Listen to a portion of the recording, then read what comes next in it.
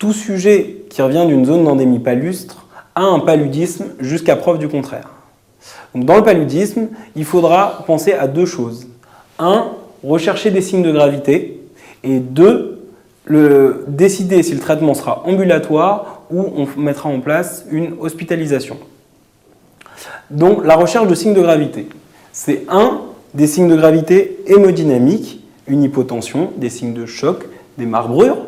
2. Des signes de gravité respiratoires, une hypoxie, un SDRA à la radio de thorax. Et enfin, des signes de gravité neurologiques avec des convulsions répétées, un Glasgow inférieur à 11 ou un coma. On hospitalisera un patient selon deux critères en fait. Le premier critère, c'est est-ce qu'il vomit ou pas. S'il vomit, on ne pourra pas lui mettre en place un traitement Péros, donc il faudra l'hospitaliser en salle.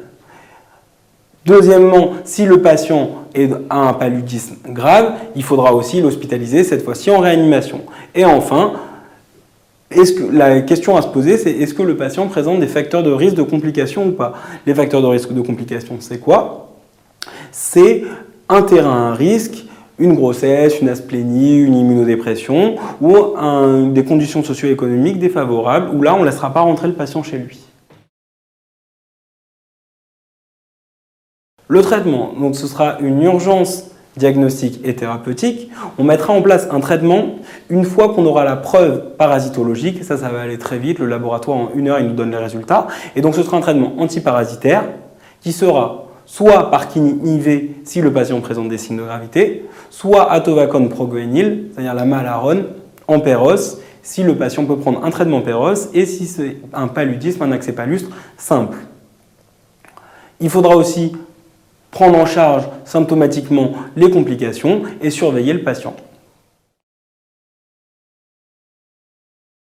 Une dernière chose importante, c'est les mesures préventives.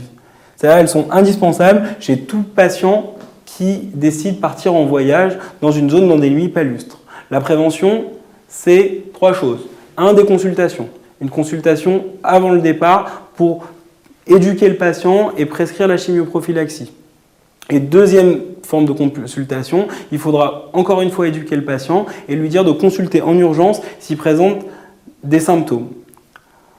Deuxième moyen préventif, c'est la lutte contre les moustiques. Donc les moustiquaires, les répulsifs, les vêtements longs. Et enfin, la chimioprophylaxie avec un traitement antiparasitaire préventif des crises.